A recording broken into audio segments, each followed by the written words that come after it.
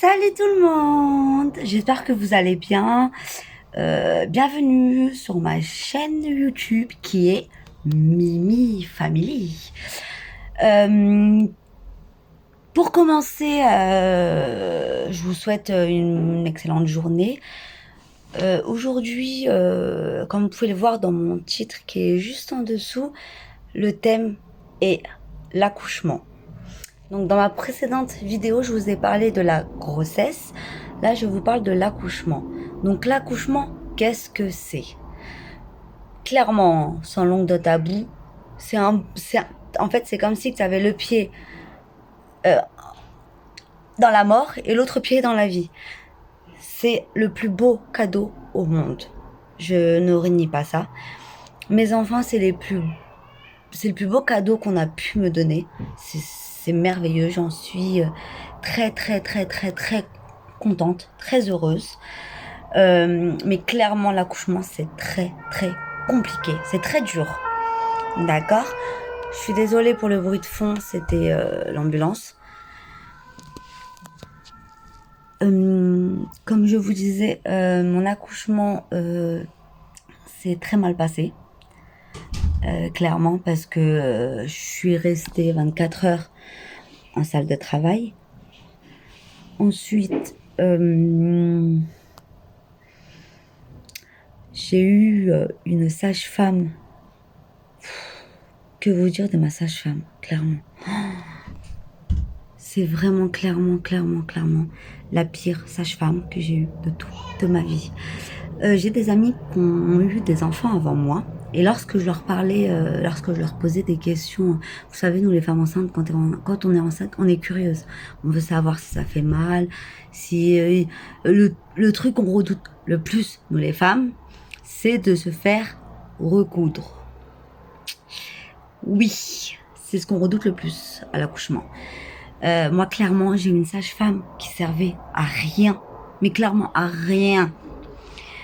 Je vais vous expliquer pourquoi elle servait à rien. Déjà, ça se voyait, c'était le genre de sage-femme qui en a marre de son travail, qui veut clairement pas travailler, mais vraiment. Je lui ai demandé, au bout de 24 heures de travail, je lui ai demandé un verre d'eau. Elle m'a ramené un gobelet, je vous jure que je vous mens pas, avec sa d'eau dans le gobelet. Sa d'eau, pour 24 heures. C'est quoi? Même la prison, ils ont plus. Même en prison, ils ont plus d'eau. Elle m'a donné sa d'eau. J'allais mourir, j'étais assoiffée, j'étais asséchée, j'avais plus de force. Ensuite, une fois que j'ai perdu les os, puisque j'ai marché pendant 24 heures. Hein. J'ai fait que de marcher, monter, escalier, redescendre, ainsi de suite, pour perdre les os, pour pouvoir avoir la péridurale. Parce que j'avais demandé la péridurale. Il y a des femmes qui sont très courageuses, qui ne la demandent pas. Moi, clairement, je savais que j'allais pas supporter la douleur. Ah oui, j'allais tout retourner dans l'hôpital si j'aurais pas eu de péridurale. Clairement, ma péridurale n'a servi à rien, mais clairement. En fait, ils m'ont fait la péridurale, j'étais déjà à 10 doigts. Ce qui est dangereux et interdit. Donc ils n'ont pas le droit, en temps normal, ils n'ont pas le droit de me faire la péridurale à 10 doigts. Bon là, clairement, ils m'ont fait la péridurale à 10 doigts, hein, ok. J'ai accouché 15 minutes après. Donc la péridurale, en fait, elle n'a pas eu le temps d'avoir fait effet. C'est-à-dire que j'ai accouché sans péridurale. Une fois que j'ai accouché, la péridurale a fait effet. Mais pendant mon accouchement, en fait, avant mon accouchement, quand la sage-femme est venue me chercher pour me ramener clairement à l'anesthésiste, pour qu'il puisse me faire la péridurale, logiquement, la sage-femme reste avec vous. On est bien d'accord, mesdames. Moi, j'ai eu la pire garce, excusez-moi du mot, de la sage-femme. Premièrement, quand elle m'a mis dans la salle de naissance pour avoir la péridurale, je lui ai dit que je ne me sentais pas bien, que j'avais envie de vomir. Elle ne m'a pas calculé, clairement. Elle s'est barrée, elle m'a laissée dans la chambre, toute seule. D'accord? Et une fois qu'elle est revenue, j'avais vomi. Mais manque de bol, j'ai vomi par terre. Chose qu'elle n'a pas du tout appréciée, parce qu'elle s'est permise de me le faire comprendre en soupirant et en parlant dans sa barbe, clairement. Mais moi, je savais pas que c'était la sage-femme qui allait m'accoucher, hein, au début. Donc, je lui ai fait clairement comprendre que je lui avais dit, avant qu'elle sorte de la pièce, mais qu'elle ne m'avait pas calculé, donc voilà. C'est sorti tout seul. C'était la douleur, c'est un stress, c'est tout. Voilà. Ensuite, on me fait la péridurale. Donc, je me retrouve en salle de naissance et tout. Donc, j'attends que les contractions arrivent. En fait, pendant l'accouchement, malgré que je poussais, ma fille regardait vers le haut. Donc, du coup, elle descendait pas. Donc, j'avais beau pousser, forcer, elle voulait pas descendre.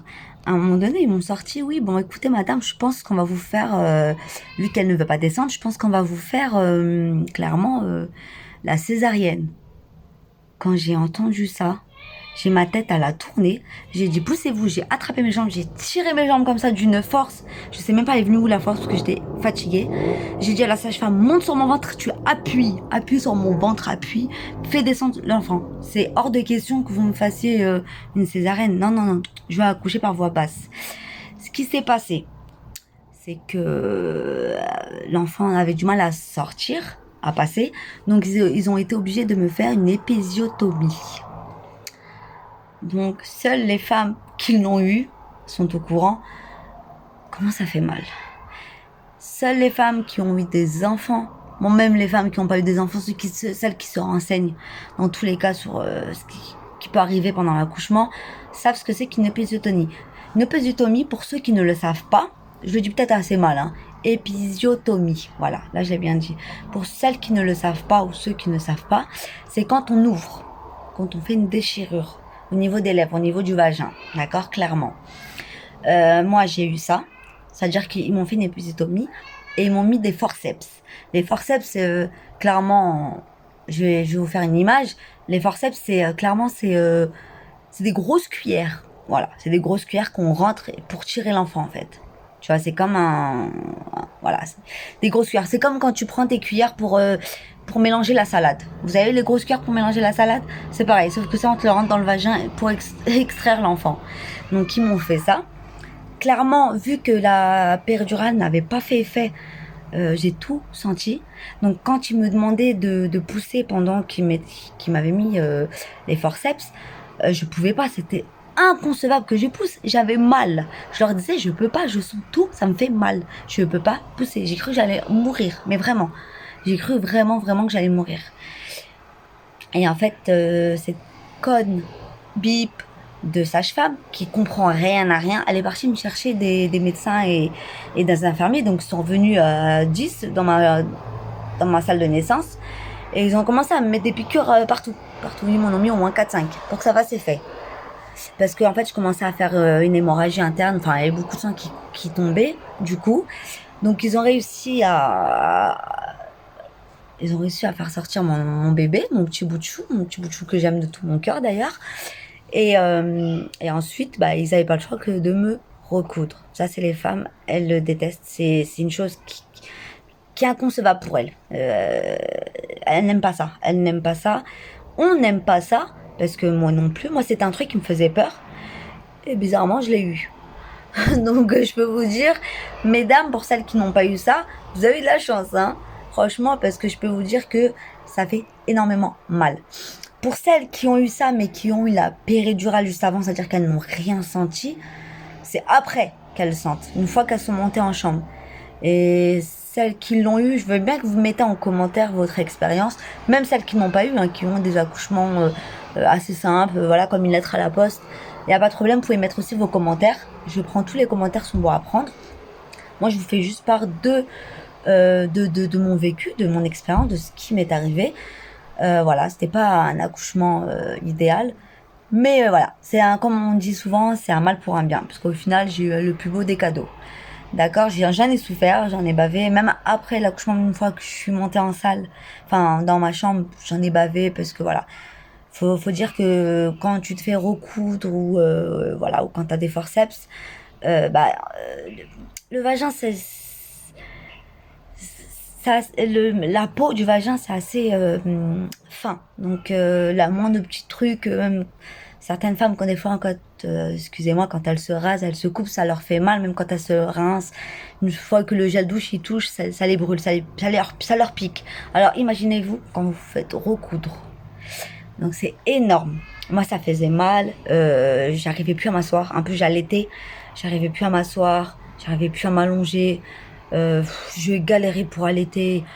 Pendant que j'allaitais, je pleurais tellement j'avais mal, j'en souffrais. Je voulais plus me nourrir parce que c'est marrant, hein, ça va être marrant pour vous, mais clairement sur le coup c'était pas marrant, mais autant que j'y pense c'est très marrant.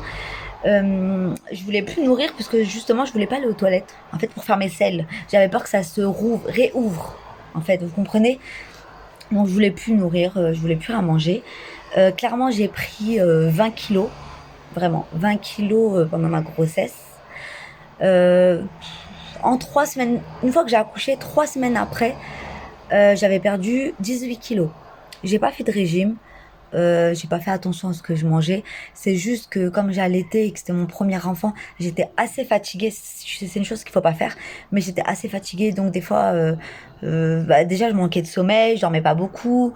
Ensuite, clairement, vous savez quand vous êtes fatigué, vous avez qu'une envie de dormir, vous pensez pas forcément à manger. Moi, quand j'avais un petit temps, je pensais plus à aller dormir, prendre une douche, enfin voilà, que de manger. Donc je me nourrissais pas beaucoup. Donc c'est pas bien parce que j'ai perdu vite. Quand tu perds vite, tu peux énormément reprendre si tu fais n'importe quoi derrière. Donc moi, c'est plus par rapport à l'allaitement, à la fatigue, manque de sommeil, tout ça, que j'ai perdu mes kilos.